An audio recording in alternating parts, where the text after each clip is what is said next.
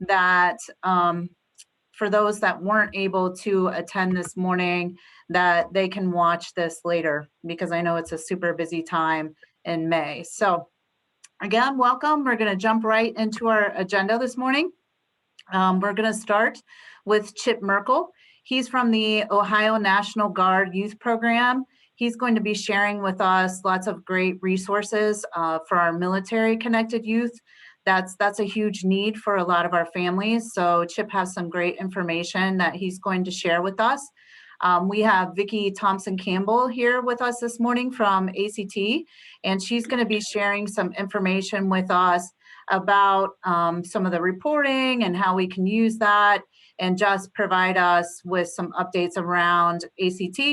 And then Graham Wood is going to be hopping on a little bit later for us to talk about the graduation requirements, answer any questions that you might have around that, as it's ever the most recent changes. There may be still some questions that you would like answered. And then, of course, we always build in some time for cross-district collaboration. And one of the things and requests that I received for this meeting is just to really talk about those academic extended learning plans specifically for secondary, really thinking about the progress towards attainment. So we'll have some time there also built in for people to maybe get into some breakout rooms and just have some conversation and sharing. So I'm glad you're here with us. And at this point, I am going to turn it over to Chip to start sharing some information with us about some of the materials that he can provide. Thank you, Christine. Like she said, my name is Chip Merkel, and I work with the Ohio National Guard Youth Program. I do education outreach. I guess you would say my mission is to reach out to schools and let them know about educational resources and programs available for military-connected youth. Before I actually get into everything, I do want to say we do partner up with the Ohio Department of Education, and one of the things that they have done is they have eliminated the licensure renewal fees for anybody that you might have on staff who is a veteran or is currently serving, and that would generally be somebody who is in the Guard or the Reserves. So that's a pretty nice little perk for them from the ODE. And I was talking to a friend of mine at Olentangy Local Schools, and he was talking about that, he had to, he's in the Reserves, he's a Marine veteran, and how he had to renew his licensures. And, he had teaching, counseling, and that's money I never have to pay again. So he's very happy with that. We know that in the districts and the counties that you serve, that there are roughly 3,200 military-connected youth. And the reason why we do this is we just want to make sure everybody is aware. The chances are you have them in your district. You may not know it, because they're not easily identified. So we just want to make sure everybody is aware of that. Identifying the military-connected youth is probably the most difficult thing that you have to do. Believe it or not, you are doing it through ESSA with new students that register in your district. But as far as existing students, you guys are pretty much on your own.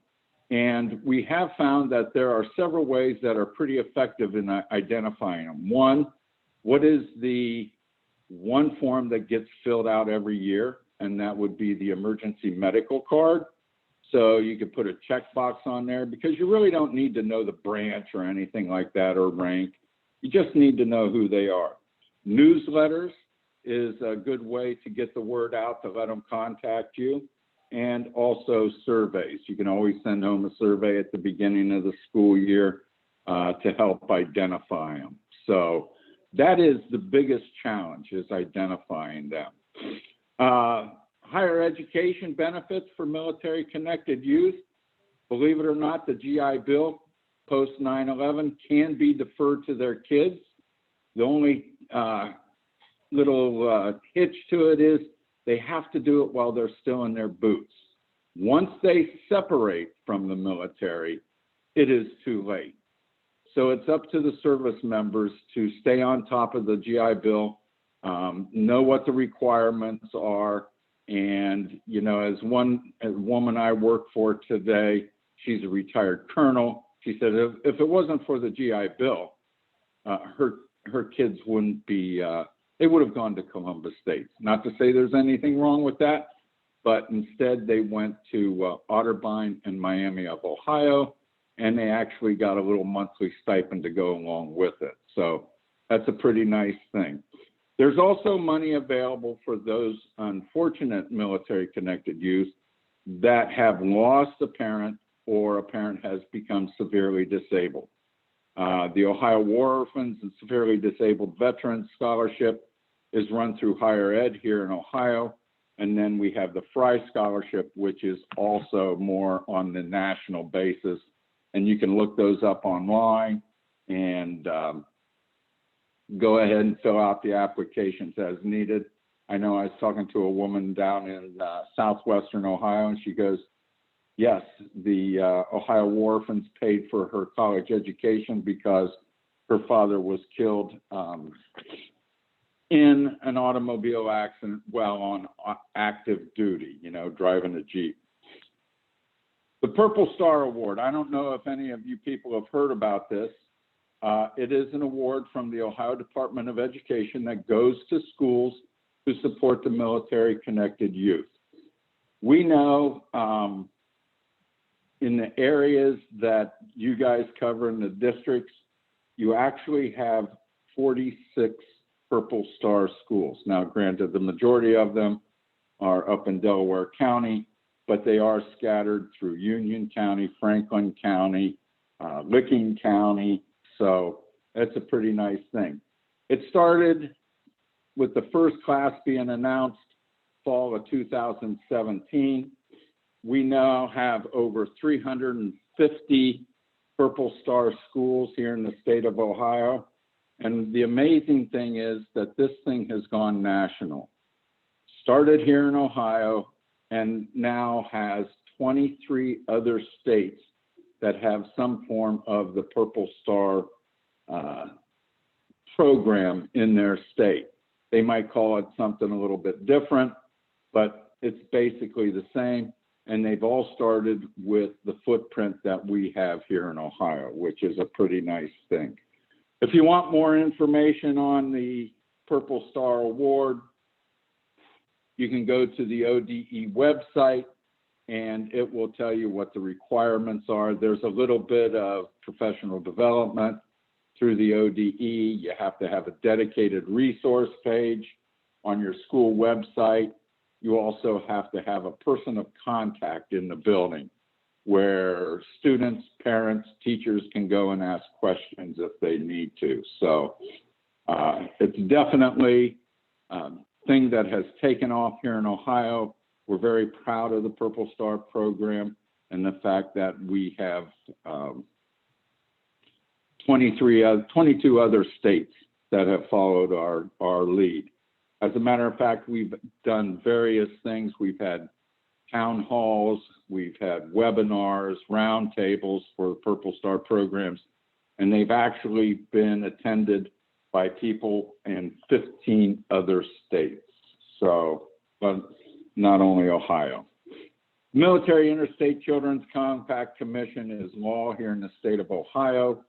Has been since, excuse me, 2009, and it deals with transition issues that military families face in education. Yesterday, we had a webinar where we had an active service member, vice commander of a wing group in Wright-Patterson, and he was telling us that in 7 years, his kids had seen 5 different schools. They PCS, which is permanent change of station, you know, a fancy word for a transfer, pretty much every other year. And I can't imagine how difficult that would be, you know, to make friends, leave friends, get used to a school, leave that school, and go someplace else.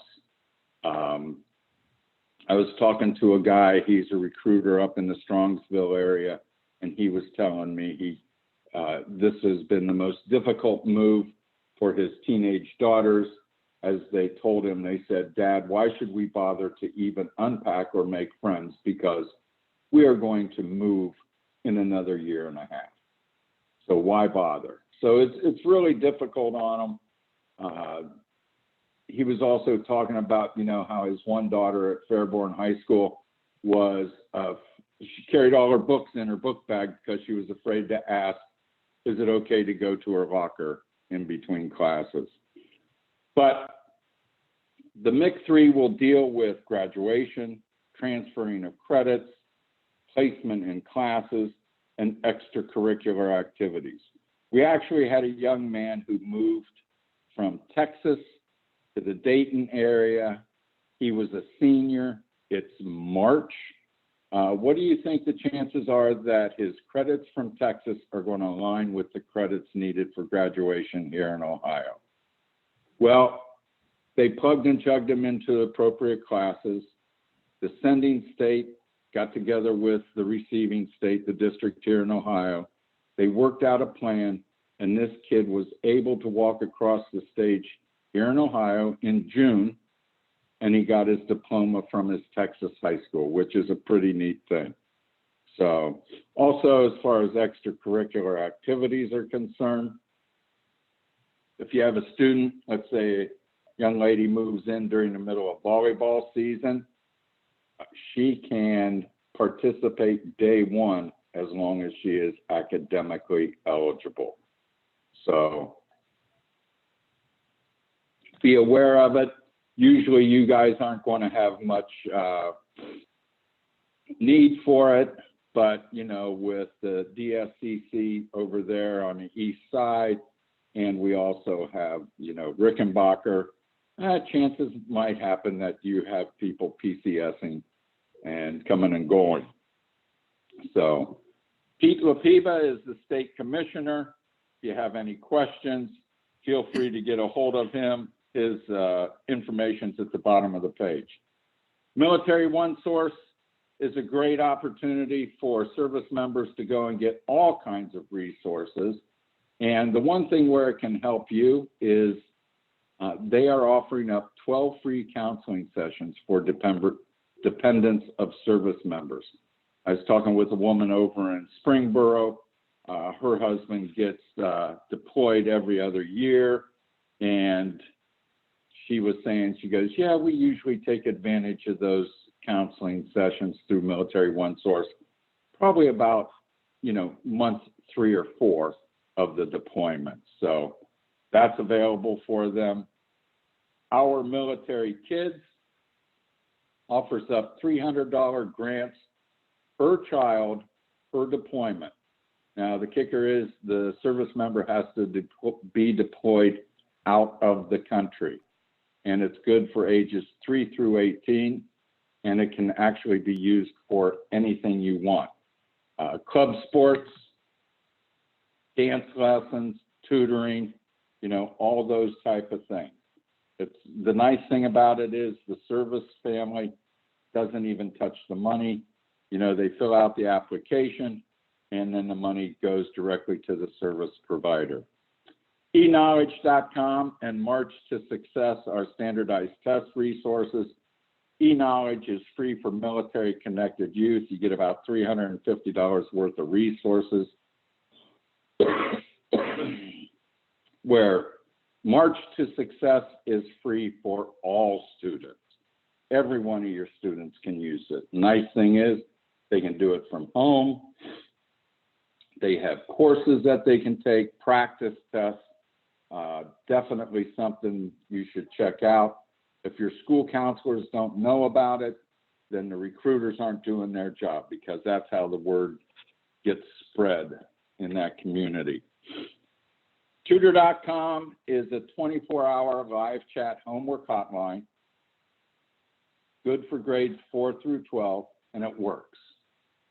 I was talking to a guy in our office before he was deployed. I asked him, I said, you have a daughter, 8th grade, Pickerington schools. Have you ever used Tutor.com? And his reply to me was, have you ever tried to do 8th grade math? He goes, I can't do it.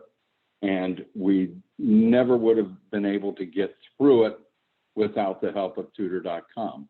And I asked him, I said, so how does it actually work? He goes, well, you register, you prove you're military connected, and you log in. I said, there's my big question. How long do you have to wait before you make a connection with the tutor? He said, if it's over 5 minutes, it's rare. So it's a pretty nice thing. They have 2,000 to 3,000 tutors worldwide. They've done background checks on them. And like I said, it's free for military connected use. And it's a very safe environment for your students. Ohio Military Kids, the youth program at the National Guard, we partner up with them. OMK is embedded in the 4-H program. Therefore, they're located at the 4-H Center down at Ohio State University. And these are the people that we partner with and do camps and have day events, an opportunity to bring these kids and these families together. They develop lifelong friendships, support groups, but the types of programs they have, we have hero camps, which are single-day events, usually for younger kids. We spread those all throughout the state. We've had stuff at the Cincinnati Zoo. We've had the Wilds and stuff like that. All very, reasonably priced, pretty much on the cheap. We have troop and family camps. Last year, we obviously didn't have them because of the COVID. This year, we're hoping to have them in the fall, but they are also scattered throughout the state. And it's $90 for a family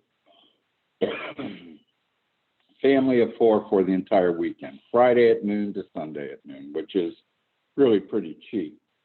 Youth and teen camps, once again, last year they were virtual. Yes, we had a virtual camp where kids would log in, and in the morning they'd get a list of activities to do, and then they would check back. But in a normal year, these are usually held on Kelly's Island. $90 for the week. That even includes the ferry ride over and back. Just a great opportunity. We do split the kids up. They're for ages 9 through 15, 9, 10, and 11-year-olds. The youth, they're usually in a 4-H camp. And if you've ever been a 4-H camp, you know how rustic those cabins can be. You're lucky if you have a working light bulb in them. And then the teens, they get a lot nicer camp because, let's face it, teenagers are needy. They get the camp with the snack bar and the swimming pool and better water activities. But the one thing that makes it really nice is the VIP day where the adjutant general, he shows up and he always likes to make an entrance. The last year we had one. He arrived in a Chinook helicopter. And then they also have a Navy SEAL team that's taking a liking to the camp, and they've been up there the last 8 years, and they do a training exercise and storm the beaches of Kelly's Island, which is pretty cool because they bring all the toys. So there's that. ISFAC is the Inter-Service Family Assistance Committee. We have those regionally. They're called RISFACs, but it's just an opportunity to bring the community and military together, and they can talk about how they can each satisfy the other's needs, where they might need help, need a speaker or whatever. Family readiness and warrior support, that is part of the program I am part of, the youth program. Just a lot of different programs there. We have a sexual assault response team, employment support, the youth programs, military ONESOURCE, education, for service members to move on with their education, survivor outreach, just a lot of different things there for service members. Military Kids Connect is an online, and then support and special events. This is just with the Ohio National Guard. If you need a speaker or somebody to come in and talk, the one thing, it might actually be better to go through your recruiters. You might have better luck because everything here is 90 days out. You have to plan 3-4 months in advance to get any support from them. So, Christine, that's the end of it. Anybody have any questions for me? Thanks, Chip, for sharing. If you have any questions, feel free to unmute yourself or put those in the chat, but we'll make sure that we send this information out after the meeting so that you have this resource book with all of the links and the numbers and the different support programs that are available for military families. Any questions for Chip?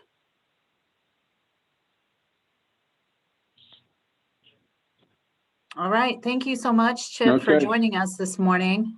We really appreciate your time. Once again, thank you for the opportunity. I really appreciate it. Y'all have a good day. Good luck the rest of the school year. It's approaching fast, and it'll be here before you know it. Thank you. We'll see you, Christine. Bye now. Okay, so we are going to move into the next part of our agenda. So we have Vicki Thompson-Campbell here with us this morning. So she has put together some information that she wanted to share out with us regarding ACT. So I'll turn it over to you, Vicki. Good morning, everyone, and thank you for giving me the opportunity. I'm just doing a check. Can you see my screen? No, we can't see your screen. Not yet. Okay. Nope. I have one more option here.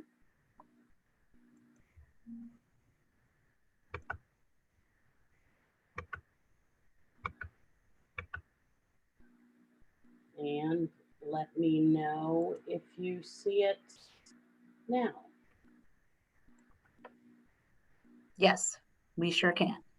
Okay. Well, I'm going to run through some slides, and when I say run through, that's exactly what I'm going to do. But I wanted to take this opportunity to bring everyone up to speed on where ACT is with online reporting, primarily because we still have probably between 200 and 300 individual high schools that have not yet set up online reporting. And once you see some of the features and also realize this is the only way you're getting your data at this point, I think you'll see that it's pretty important to get it going. So we actually, Ohio was in a priority group in fall of 2019 to roll out online reporting. Currently, there are 4 years of data, including the current academic year and the 3 years prior. Of course, once we get into September, we'll be in the 5th year of having data available in this portal. Super scores were added this spring in April. And then for schools that use pre-ACT or pre-ACT 8-9, that's the kind of earlier option for students to get an idea what the ACT would be like during a lesser period of time, roughly about 2 hours. But we will start populating the online portal with pre-ACT results starting in the fall. It's pretty easy to use, and I say that firsthand because we didn't, as staff members, haven't had any really formalized training, and many of us just get into the demo database and try a few things, and it's pretty intuitive. Has a lot of features that I'll be profiling here, as well as some data visualization tools. So if If for presentations and the like, you like to show graphs and charts, you'll have that option as well. And the ability to customize reports. So all these features are there now, just there for the using, if you will. And I want to help those schools and districts that are not yet set up to get set up pretty quickly. So why? Well, some of you may recall that this was the way you were receiving ACT scores. Some of you on paper, boxed up and shipped to you about 4 weeks after national test date. A number of Ohio schools and districts were receiving scores via CDs. But all of those ended in August of 2020. We actually extended it a little bit longer than anticipated, but it doesn't seem that everyone got the word or really realized the sense of urgency. So the process has been pretty simple. According to our legal, we have to start, if it's a school district, sending the communication to the superintendent. If it is a private school, then to the principal. This is just a sample of the cover email accompanied with a letter to that superintendent or private school principal or head of school that would include an access code specific for that institution. There's 5 quick steps to getting set up. Simply logging in to success.act.org, creating an account, entering the access code. Approving the hierarchy would be if it is a school district, a public school district, and taking a quick look at the other schools under that, within that district, and making sure everything is correct. And then the ability to add additional users to have access. This week, my colleague and I have been conducting, or we started yesterday, some mini 30-minute just getting started. What are the steps? We identified a couple hundred schools and invited them to attend one of these get started sessions so we could get them through the logistic part. Then beginning next week, and I'm sure we're going to be adding more in the summer, we're going to be doing 45-minute demo usage, but we felt it was important for users to be able to demo with their own data. And so as we would walk through some exercises, those schools and district staff members would be able to try the same process using their data. As I mentioned, the website, success.act.org, this is what it looks like. This is also a site that is used for a number of other access points. It's a single sign-on, and this is something that educators have wanted for a while. It's not ideal to try to remember multiple passwords and logins. So there may be folks that are on this webinar meeting that may have been to this site perhaps with online reporting, perhaps for accommodations or ordering materials. And then with PA Next, there is a single sign-on to get to PA Next for state testing. Again, simply creating an account.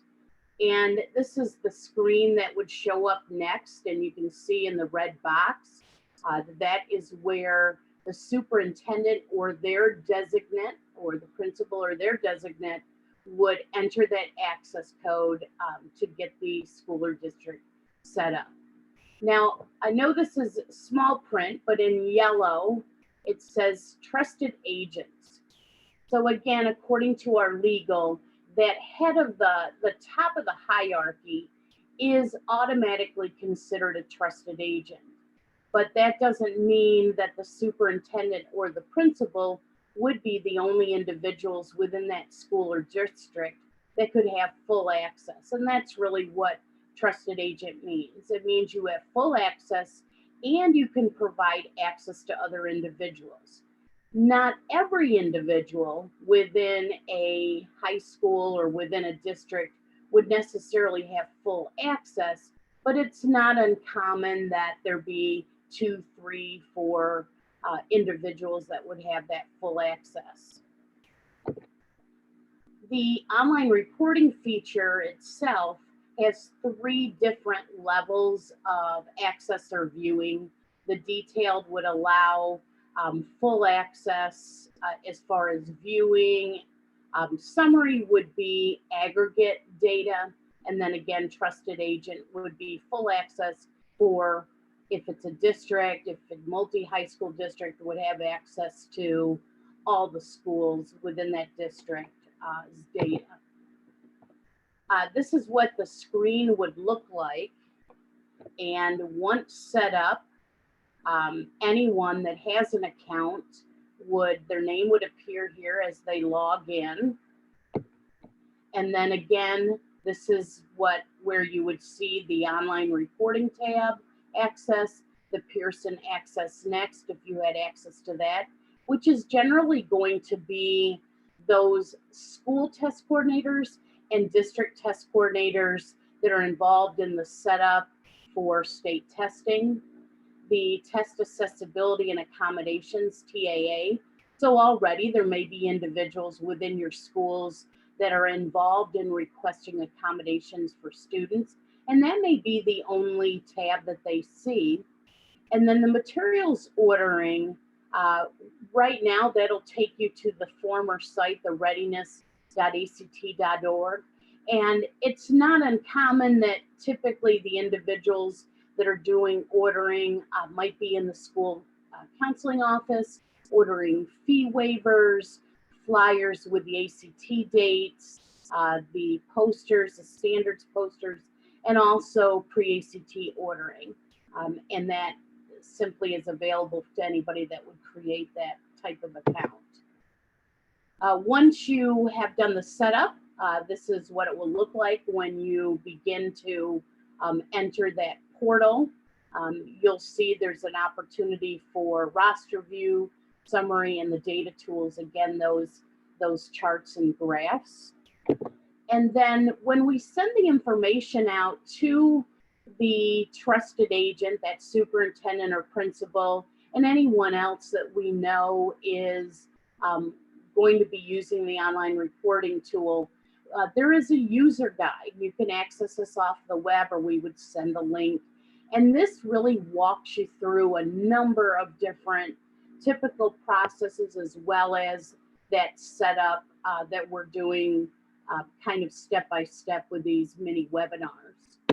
In the counseling office, I apologize, this is as clear as I could make this visual, but the ability, there are schools that still like to use labels, and you can run a report to process labels, whether it be one or a group, because you can pull students by a test date, for example.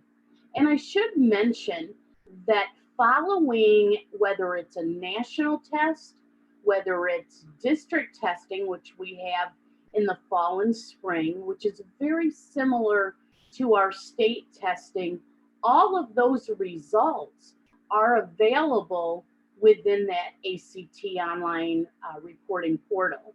So anyone, it's not just going to be national. So as some of the schools are going to be waiting for profile reports for the junior testing from this spring, that they are generally become available in that Pearson site in the summer. There's no need to wait. You have that level data, whether you're looking at aggregate or you want to drill down to the student level. It's there now for any students that have tested and it's been scored. And results from all of the testing experiences are added on a rolling basis. So I get a typical question, well, when will we know when new scores are in there? Well, there could be new scores entering the portal on a daily basis following testing. There probably will be some lulls, but for the most part, if you think about when testing takes place nationally and in Ohio, generally there's going to be results on a very regular basis. Opportunity for roster view. Again, these are demo screens, but at a glance, if you just want to see the most recent group that is tested, you want to look at grade, you'll see the student's name, when they tested, what their scores are across the board, as well as their composite.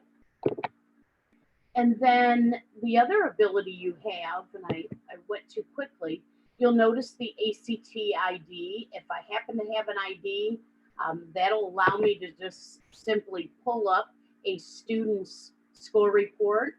Again, if I'm interested, if I'm still using paper copies, I can print out in a PDF just exactly how it would look in the old days when we were shipping them out. So you do have the ability to do that. But I also want you to know that if you're beginning to wean away from paper, if you will have all this data at your fingertips and can access it electronically. As I mentioned, you can print out a PDF of a particular screen, or as in the case of the student individual report as well. I'm going to go into a couple samples of reports just to give you an idea of the ease and the power, and just stay within this mini session here. So some of the fields that you can be using is you can just simply select scores. You can filter by sites, and maybe you're looking at students who have scored within a particular range. There's some of the possibilities. Again, this is a very small screenshot, and I always hate it when people say, I know you can't read it, but I wanted you to see that not only are scores available, but the subject scores, the benchmarks, the ranks, the state rank, as well as the reporting categories. So I've always said that that's, to me, the most helpful information for educators and including teachers, to be able to look at their respective subject matter and how students are doing in those particular disciplines, but then honing into those reporting categories. You have the opportunity to also, you'll notice here it says ACT state contract.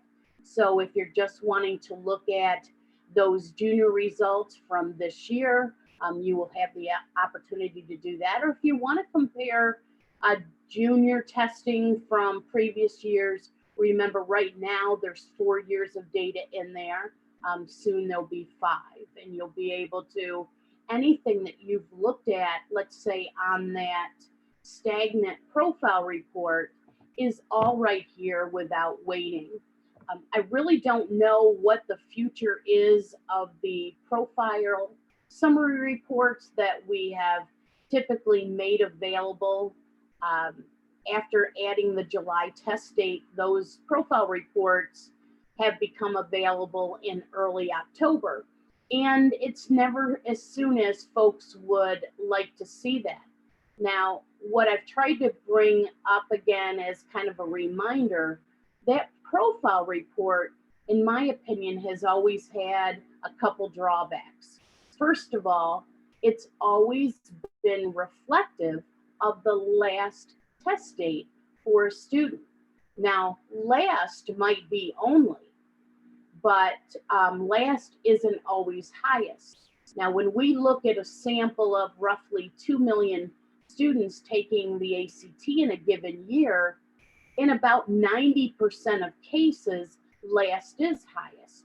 But when you start to drill down at the individual district or school level, that can certainly be a factor in what those scores would be. So I think online reporting, in my opinion, is a good time if you are interested in transitioning to highest.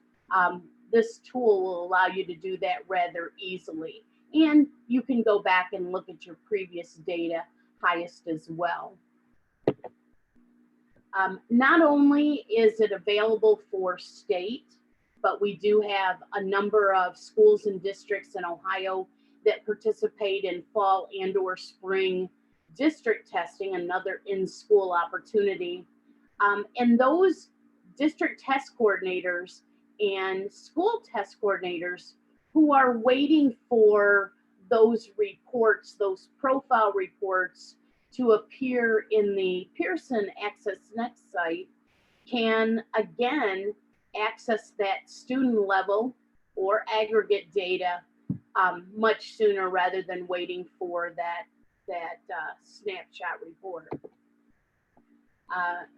Kind of a glance, this is a sample of that if you were looking at state testing, for example, and you wanted to look at juniors and their performance, the number, the end count, those particular subject scores, as well as STEM and ELA, you would have that ability easily within the table option within the portal.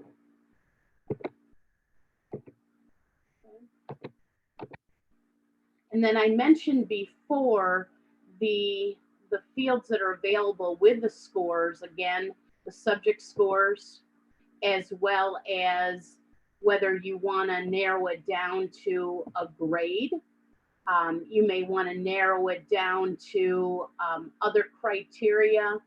We also, of course, are capturing some of the aspiration information, what level of education students have indicated when they take the ACT, and then, of course, eventually we'll have pre-ACT in there as well.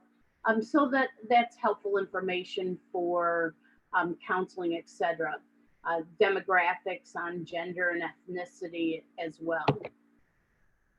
And then if you like doing the graphs and charts, this is a sample, and I just kind of added the little comparison data to the right side, all at just a couple clicks within the system. And those college and career readiness standards and the standard ranges, that's another opportunity that you have, that if you're doing any kind of workshops internally and using the standards information that we have that is that will align to the Ohio state standards, and you're looking at performance of a group of students that fall within a particular range, you can easily extract them in an aggregate report, and then anytime you have an aggregate report, you can drill down to that student level data. The readiness reports, for those of you that don't typically see an ACT score report, I've referenced that drill down by subject. And for example, in English, reading, and science, there's a drill down with 3 different reporting categories. Math has several more at 8, and that really does kind of get to the heart of what within English or reading or science or math is it that a group of students or individual may be struggling with. Again, the opportunity, if you're looking for doing individual graphs on any one of those reporting categories with a particular cohort of students, quite easy. And then if you're interested in disaggregating, these are the groups that you can use, whether it's by gender, grade, ethnicity, state, district, national, test date, for example. And then again, we are doing some little mini trainings, trying to keep them brief so they don't take up a lot of time. By all means, I encourage you to call or email if you did not receive information about this. We can make sure that we send the link, or if you're interested in something scheduled later for a group of educators within your school or district, would be happy to do that as well. And I will pause, and that was my nickel tour of online reporting. I don't know if there's any questions in the chat, but I hope you're as excited if you've not already dabbled in the online reporting as I am. Every day I try something different, and usually a surprise of what the output is of the data for some of the creative and customized reports. One of the things that's nice about the customized report is if you save a customized report that you wanted to pick this different criteria, and you save it, every time the portal is refreshed with new student data, your customized report will automatically refresh.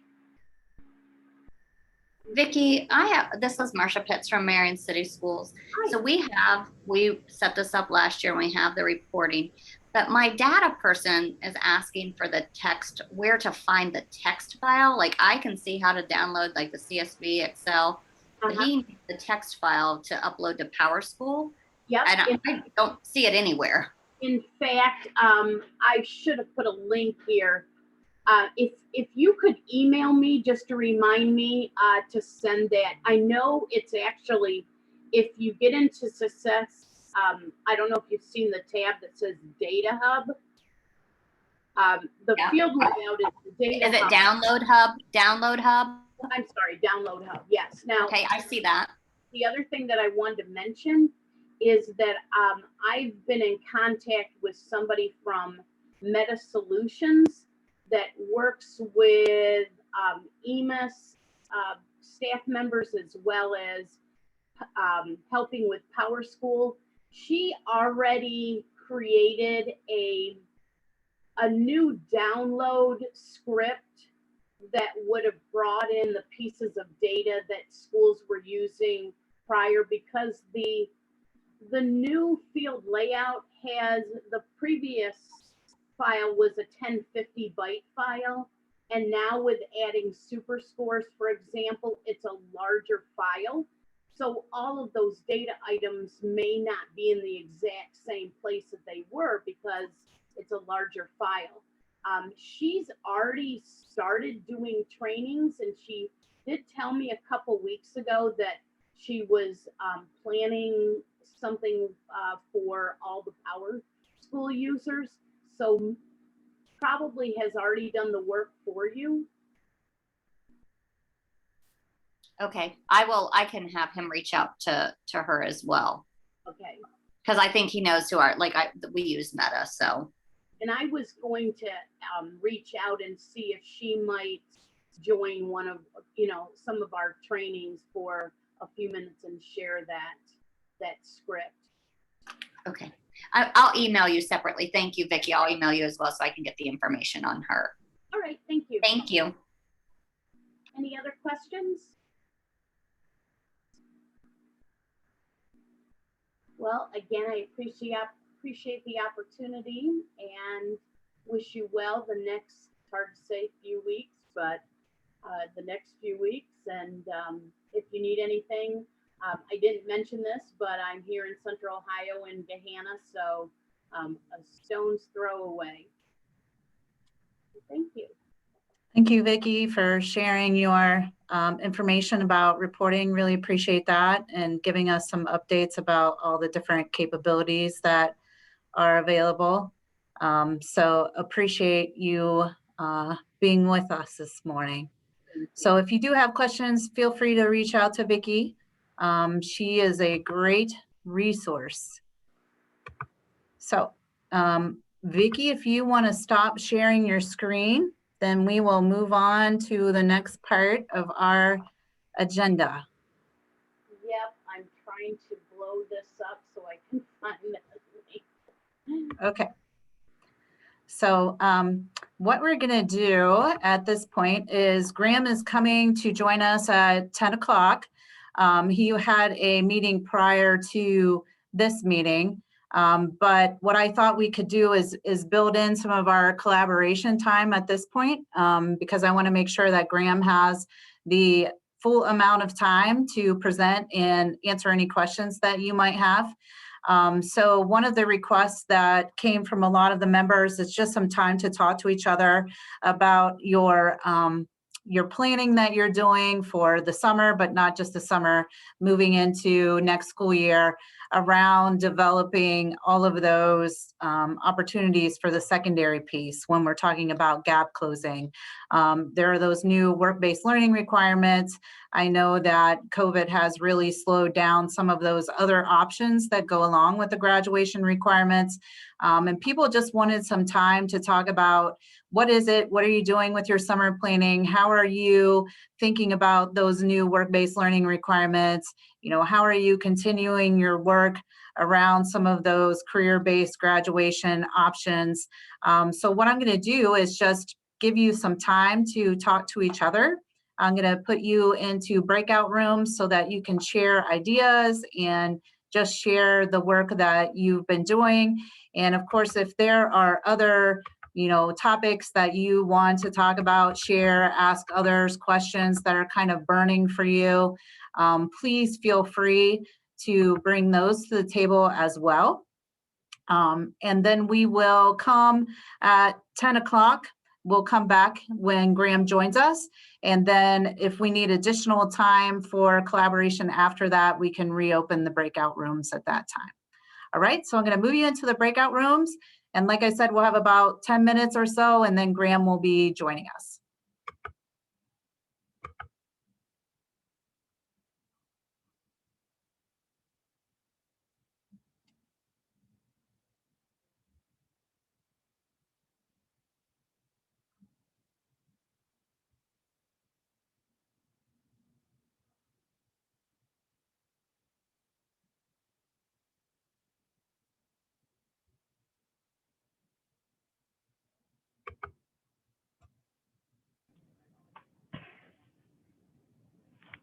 I'm gonna log off and I'll Great. see you soon. Okay, sounds Thanks. good. Thanks, John.